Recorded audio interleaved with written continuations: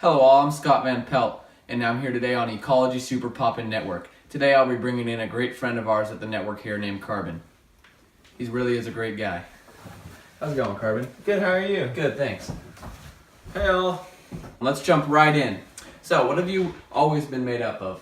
I most enjoy being a part of the cell membrane and the bilayer, and it is always enjoyable to keep a cell stable. Do you remember where you first started your career? For as long as I remember, I've been cycling through the atmosphere, whether it's from being an animal to being absorbed by plants for photosynthesis. It's been a long, tough road, but I couldn't have done it without carbohydrates, proteins, lipids, and nucleic acids.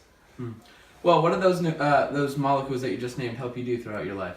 Well, Scott, the lipids were with me while I was a bilayer in the cell membrane. They were a big help. I have been a part of carbohydrates when I went through a plant and produced a sugar for cellular respiration, which also needs oxygen. I then went over to an animal and created usable energy through cellular respiration. I also like helping out the proteins to create muscle tissue in humans and animals. Last, nucleic acids have always had a tough job storing genetic material. So sometimes I stop by and give a hand. So, Mr. Carbon, besides your everyday life, what contributions have you made to the planet Earth? In the past, I have sat in the soil for a long time and formed into a fossil fuel, in which I was dug up by humans and processed in a factory. It just happens to be that factory was creating the first electric car, reducing humans' carbon footprint. Looking back at it, it was probably the prime of my career. That's really interesting. I really like the whole idea of the electric car. It really is great. And how have humans impacted you?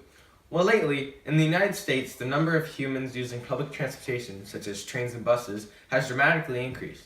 This is very helpful to us carbon molecules in the atmosphere because it reduces carbon emissions. How have you helped the plant life on this planet Earth? Well, as I said before, I've been absorbed many times by plants to help produce food since they cannot eat.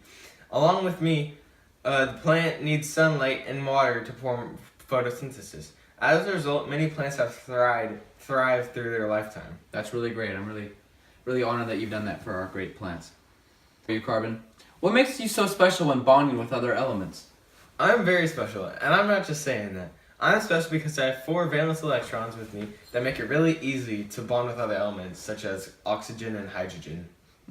Well, thank you, Carbon. I really hope you all enjoyed that great interview with Carbon here, and we're very fortunate for his time. Thank you for sitting down with me today. I really appreciate it. My pleasure. Thanks, Scott. Back to you, Jim.